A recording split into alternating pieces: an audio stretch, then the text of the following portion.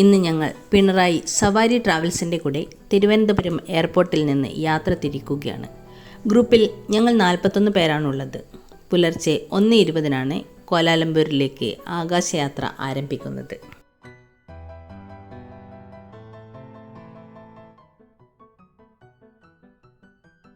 യാത്ര അവസാനിച്ചത് ഇന്ത്യൻ സമയം 5:40. ഇപ്പോൾ മലേഷ്യൻ സമയം രാവിലെ 8:10.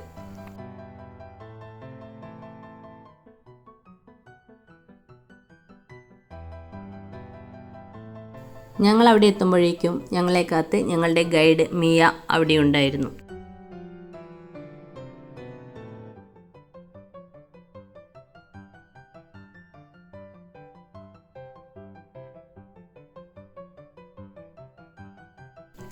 ഇന്ത്യൻ റെസ്റ്റോറൻറ്റിൽ നിന്ന് പ്രഭാത ഭക്ഷണശേഷം ഞങ്ങളിപ്പോൾ സെരിവാവാസൻ പാലം കാണാൻ പോവുകയാണ്. മനുഷ്യനിർമ്മിതമായ പുത്രജയ തടാകത്തിന് കുറുകെ കടന്നു പോകുന്ന ഈ പാലത്തിന് ഒരു കപ്പലിൻ്റെ ആകൃതിയുണ്ട്. രാത്രിയിൽ ഇതിൻ്റെ പല വർണ്ണത്തിലുള്ള ലൈറ്റിംഗ് വളരെ മനോഹരമായ കാഴ്ചയാണെന്ന് മിയ പറഞ്ഞു. അടുത്തതായി നമ്മൾ പോകുന്നത് പുത്രജയ ഫോട്ടോ സ്പോട്ടിലേക്കാണ്. മലേഷ്യയിലെ ഒരു പ്രധാന നഗരവും ഭരണസ്ഥിരാ കേന്ദ്രവുമാണ് പുത്രജയ. മലേഷ്യയുടെ ആദ്യ പ്രധാനമന്ത്രി തുങ്കു അബ്ദുൾ റഹ്മാൻ പുത്ര അൽഹാജിൻ്റെ പേരിൽ നിന്നാണ് പുത്രജയ എന്ന പേര് ലഭിച്ചത്. അതിനടുത്തു തന്നെയാണ് പിങ്ക് മോസ്ക് എന്ന് വിളിക്കുന്ന പുത്ര മസ്ജിദ് പള്ളി. പുത്രജയ തടാകത്തോട് ചേർന്നാണ് ഈ പള്ളി സ്ഥിതി ചെയ്യുന്നത്.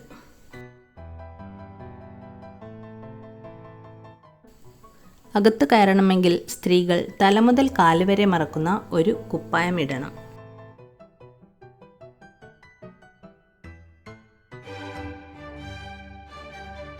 അതവിടെ നിന്ന് തന്നു.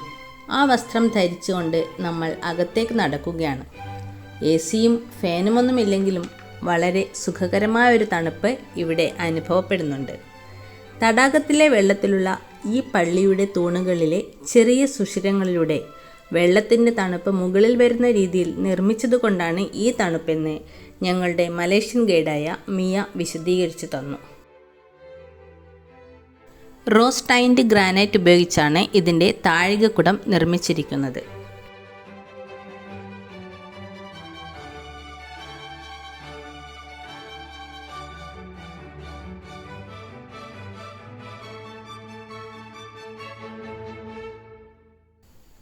ഉച്ചഭക്ഷണത്തിന് ശേഷം ഞങ്ങൾ വീണ്ടും യാത്ര ആരംഭിച്ചു. അടുത്തതായി നമ്മൾ കാണാൻ പോകുന്നത് തിയാൻ ഹൗ ക്ഷേത്രമാണ്.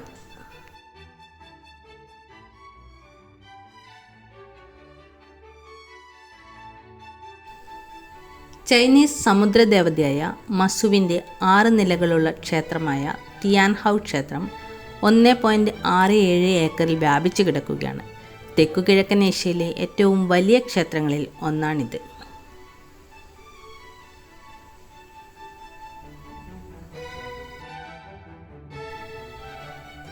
വിശ്വാസികൾ പലതരത്തിൽ പ്രാർത്ഥനകൾ നടത്തുന്നത് കാണുന്നുണ്ട്. വലിയ ചന്ദനത്തിരികളും ദീപങ്ങളുമൊക്കെ കത്തിക്കുന്നു. കൂടാതെ പ്രാർത്ഥിച്ചുകൊണ്ടൊരു പാത്രത്തിലിടുന്ന പ്രത്യേകതരം വടികളിൽ ഉയർന്നു നിൽക്കുന്നതിലുള്ള നമ്പർ നോക്കി ദൈവം നൽകുന്ന ഉത്തരങ്ങൾ കണ്ടെത്തുന്നവരെയും കാണാം.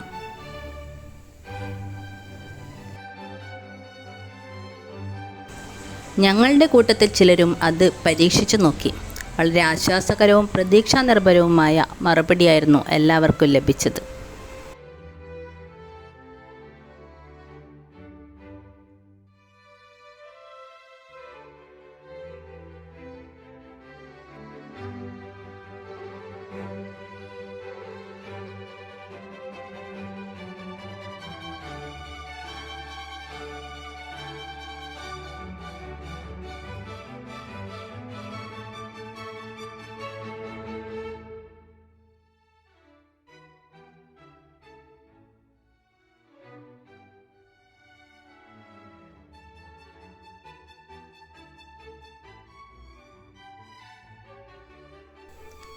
അടുത്തതായി ഞങ്ങൾ പോകുന്നത് റിവർ ഓഫ് ലൈഫ് കാണാനാണ്. കോലാലംപൂരിലെ ക്ലാങ് നദിയും ഗോംബെക് നദിയും സംഗമിക്കുന്ന സ്ഥലമാക്കി.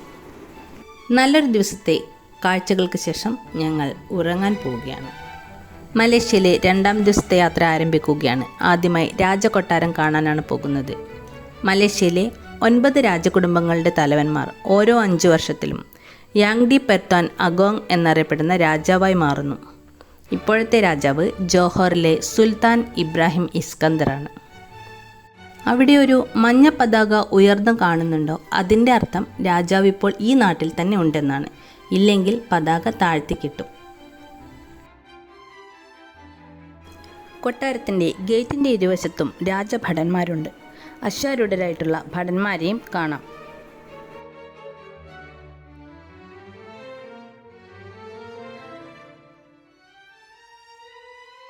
ഇസ്താന നഗര എന്ന് പറഞ്ഞാൽ നാഷണൽ പാലസ് എന്നാണ് അർത്ഥം.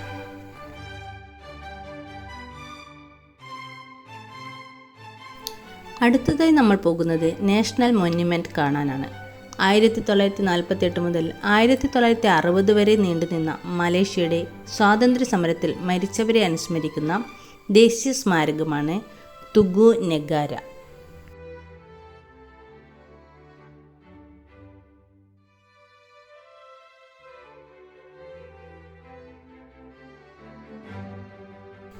ലോകത്തിലെ ഏറ്റവും ഉയരം കൂടിയ വെങ്കല ഫ്രീ സ്റ്റാൻഡിംഗ് ശില്പ ഗ്രൂപ്പിംഗാണിത്.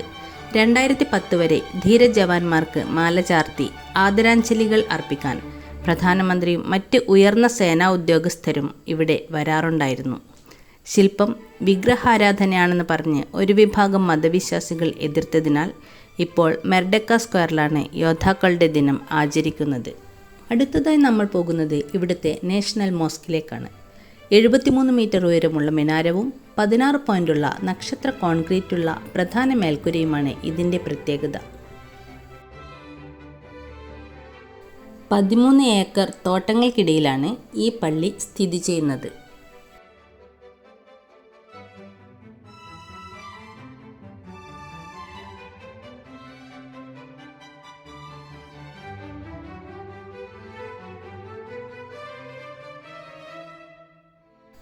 ഇവിടെയും സ്ത്രീകൾക്ക് വയലറ്റ് നിറമുള്ള ഒരു നീളൻ കുപ്പായം തന്നു.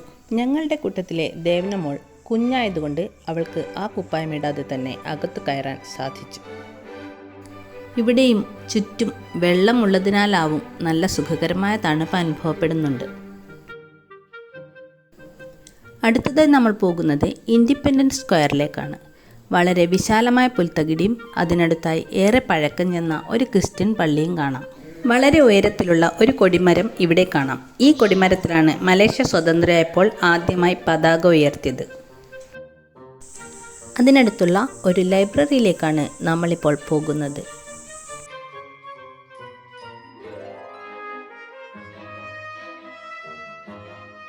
ആദ്യം തന്നെ കണ്ടത് കുട്ടികളുടെ ലൈബ്രറിയാണ്. വളരെ ആകർഷകമായ രീതിയിൽ വെച്ചിരിക്കുന്ന പുസ്തകങ്ങൾ വായിക്കുന്ന കുട്ടികളെയും അവരെ സഹായിക്കുന്ന മുതിർന്നവരെയും നമുക്കിവിടെ കാണാം. ചരിത്രാന്വേഷികൾക്ക് മനസ്സിലാക്കാനായി അവിടെ ധാരാളം കാര്യങ്ങൾ ഡിസ്പ്ലേ ചെയ്തു വെച്ചിട്ടുണ്ടായിരുന്നു.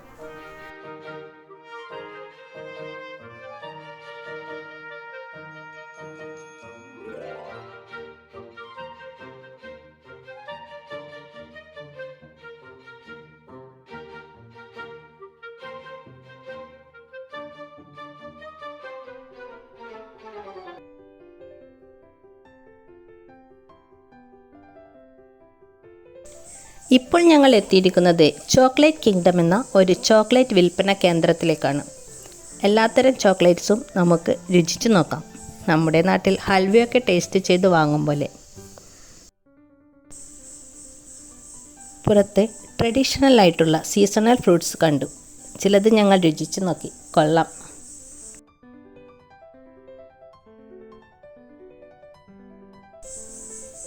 വളരെ രുചികരമായ ഉച്ചഭക്ഷണത്തിന് ശേഷം വീണ്ടും യാത്ര. ഇപ്പോൾ നമ്മളുള്ളത് ചൈന മാർക്കറ്റിലാണ്. നമ്മുടെ നാട്ടിൽ കാണുന്നതും കാണാത്തതുമായ പല വസ്തുക്കളും ഇവിടെ നിരത്തി വെച്ചിട്ടുണ്ട്.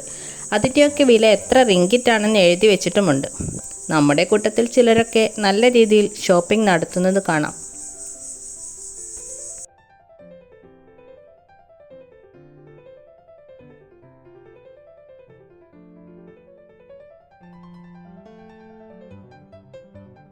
അടുത്തതായി സെൻട്രൽ മാർക്കറ്റിലേക്കാണ് പോകുന്നത്. അവിടെ മലേഷ്യയുടെ തനതായിട്ടുള്ള ഉൽപ്പന്നങ്ങൾ മാത്രമേ കിട്ടുകയുള്ളൂ.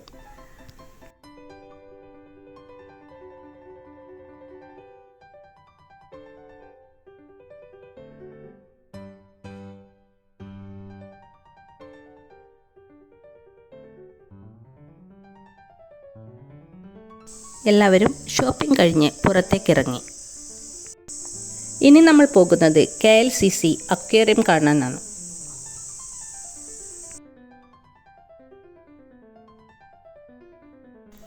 അകത്ത് കയറുമ്പോൾ ആദ്യം തന്നെ ഞങ്ങളെ വരവേറ്റത് പിരാന മത്സ്യമായിരുന്നു.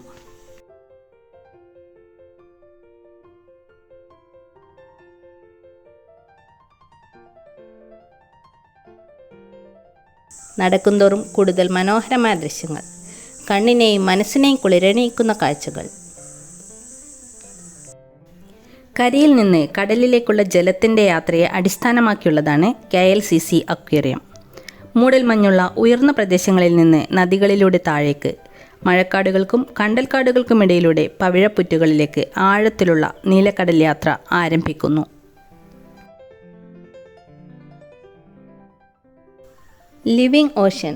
നമ്മൾ ശരിക്കും കടലിനടിയിൽ നിന്ന് മത്സ്യങ്ങളെയും മറ്റ് കടൽ ജീവികളെയും കാണുന്നത് പോലെ. 5000-ലധികം വ്യത്യസ്ത ജലകരജീവികൾ. വർണ്ണിക്കാൻ വാക്കുകളില്ല, അതിഗംഭീരം.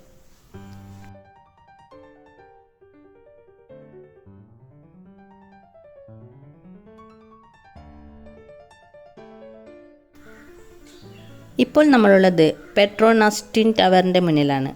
ഒരു കാലത്ത് ലോകത്തിലെ ഏറ്റവും ഉയരം കൂടിയ കെട്ടിടമായിരുന്നു പെട്രോണാസ് ട്വിൻ ടവർ.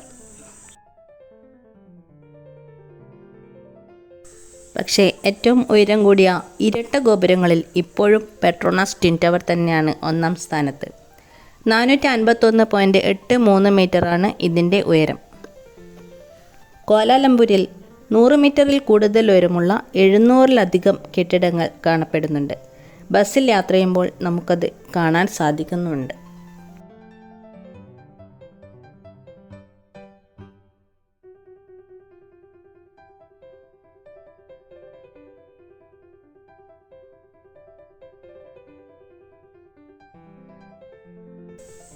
അതിശയകരമായ ആ കെട്ടിട കാഴ്ചയ്ക്ക് ശേഷം ഗൈഡ് മിയയും ടൂർ മാനേജർ റിജിനും ഞങ്ങളെ ഒരു തടാകത്തിൻ്റെ കരയിലേക്ക് കൊണ്ടുപോയി. മനോഹരമായ വാട്ടർ മ്യൂസിക്കൽ ഫൗണ്ടൻ കാഴ്ചകൾ. കണ്ട കാഴ്ചകളുടെ സുന്ദരമായ ഓർമ്മകളുമായി ഉറക്കത്തിലേക്ക്. 3-ാം ദിവസം പ്രഭാത ഭക്ഷണത്തിന് ശേഷം ബാട്ടു ഗുഹയിലേക്കാണ് പോകുന്നത്.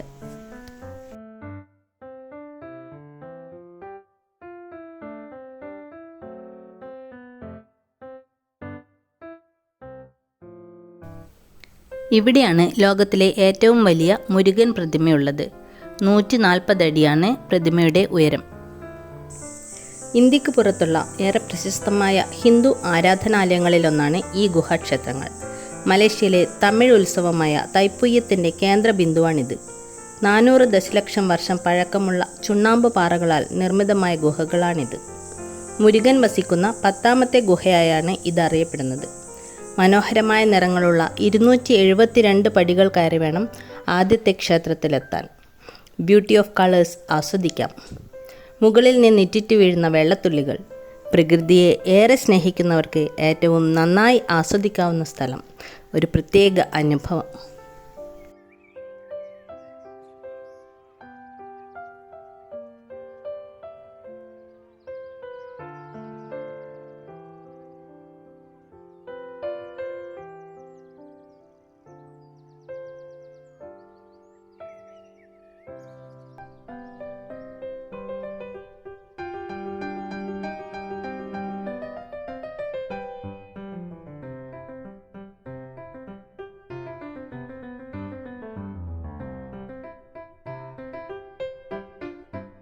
രണ്ടാമത്തെ ഗുഹാക്ഷേത്രത്തിലെത്താൻ വീണ്ടും കുറച്ച് പടികൾ കയറണം.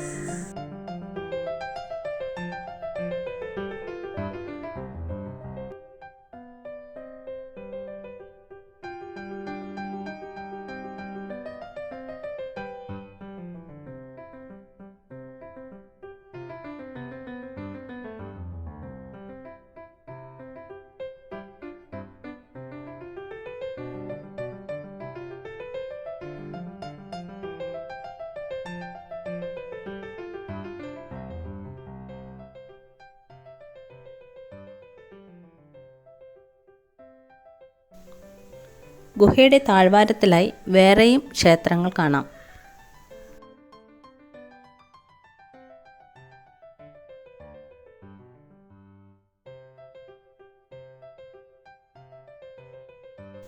ഉച്ചഭക്ഷണത്തിന് ശേഷം അടുത്ത യാത്ര ജെൻറ്റിങ് ഹൈലാൻഡിലേക്ക്. 1800 മീറ്റർ ഉയരത്തിൽ ഉലുകാലി പർവ്വതത്തിൻ്റെ കൊടുമുടിയിൽ സ്ഥിതി ചെയ്യുന്ന ഹിൽ സ്റ്റേഷൻ. കേബിൾ കാറിലാണ് മുകളിലേക്ക് യാത്ര ചെയ്യേണ്ടത്.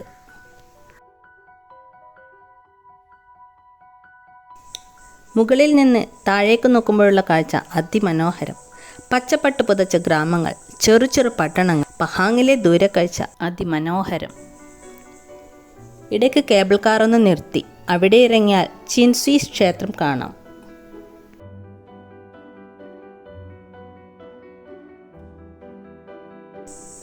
ഇടയ്ക്കുള്ള സ്റ്റോപ്പിൽ നിന്നും ഞങ്ങളുടെ കൂടെ 2 അമേരിക്കൻ ടൂറിസ്റ്റുകൾ കയറി.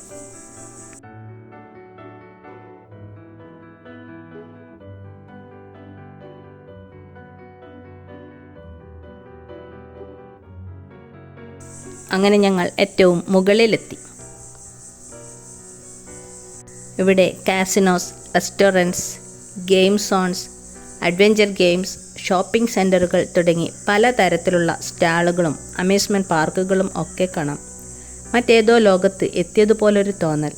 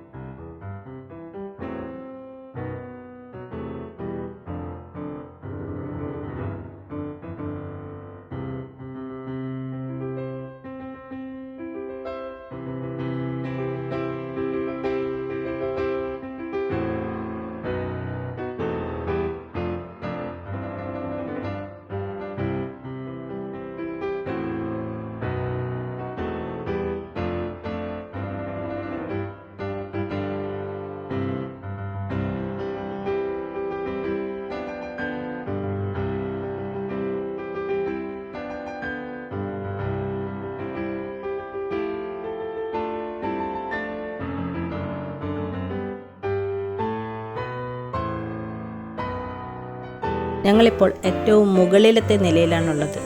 ഇവിടെ നല്ല കോടമഞ്ഞാണ്.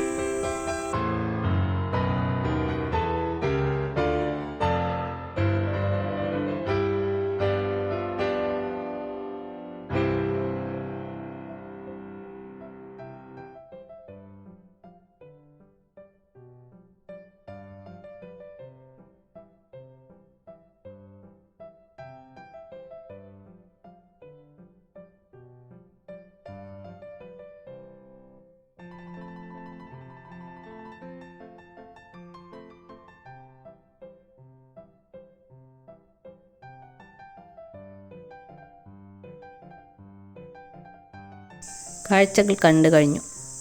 തിരിച്ച് താഴ്വാരത്തിലേക്ക്. ശരിക്കും എക്സൈറ്റഡ് ആയ ഒരു യാത്ര. സൂപ്പർ.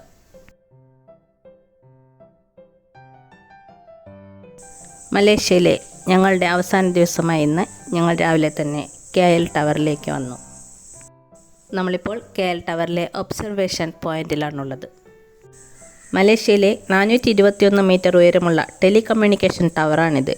ലോകത്തിലെ ഏറ്റവും ഉയരമുള്ള 7ാമത്തെ ടവർ. ഈ ഒബ്സർവേഷൻ പോയിന്റിൽ നിന്ന് നോക്കുമ്പോൾ കോലാലംപൂരിൻ്റെ വളരെ മനോഹരമായൊരു ദൃശ്യമാണ് കാണുന്നത്. അവിടെ ഉയരത്തിൽ കാണുന്ന കെട്ടിടമാണ് മെർഡെക്ക 118. 2024 ജനുവരി 10 മലേഷ്യയിലെ രാജാവ് ഈ കെട്ടിടം തുറന്നുകൊടുത്തത്. 678.9 മീറ്റർ ഉയരമുള്ള ഈ ടവറിൽ 118 നിലകളാണുള്ളത്. ഇന്ന് ലോകത്ത് നിലവിലുള്ള ഏറ്റവും ഉയരമുള്ള കെട്ടിടങ്ങളിൽ ദുബായിലെ ബുർജ് ഖലീഫ കഴിഞ്ഞാൽ 2ാം സ്ഥാനം മെർഡെക്ക 118-നാണ്.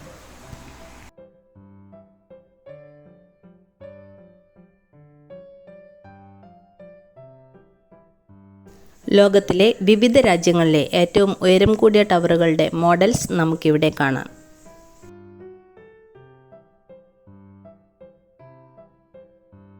എയർപോർട്ടിൽ പോകുന്ന വഴി ഷോപ്പിംഗ് ആവശ്യമുള്ളവർക്ക് വേണ്ടി ഒരു ഷോപ്പിംഗ് മാളിൽ കയറി.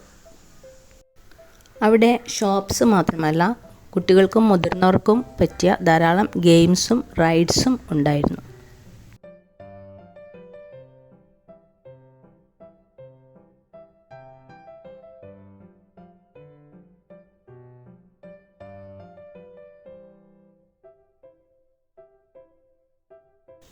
കാഴ്ചകളൊക്കെ ആവും വിധം പകർത്തി.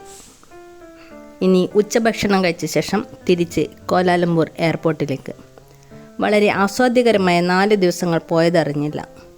പിണറായിയിലെ സവാരി ട്രാവൽമേറ്റിൻ്റെ കൂടെ വളരെ നല്ല മറ്റൊരു യാത്ര കൂടി ഇവിടെ അവസാനിക്കുന്നു. തുച്ഛമായ വിലയിൽ മികച്ച താമസ സൗകര്യങ്ങളും രുചികരമായ ഭക്ഷണവും മെച്ചപ്പെട്ട സേവനവും നൽകി ഈ യാത്ര അവിസ്മരണീയമാക്കിയത് പിണറായിയിലെ സവാരി ദ റിയൽ ട്രാവൽമേറ്റാണ്. ഒപ്പം ഒരു കുടുംബമായി മാറിയ സഹയാത്രികരും. എല്ലാവർക്കും നന്ദി.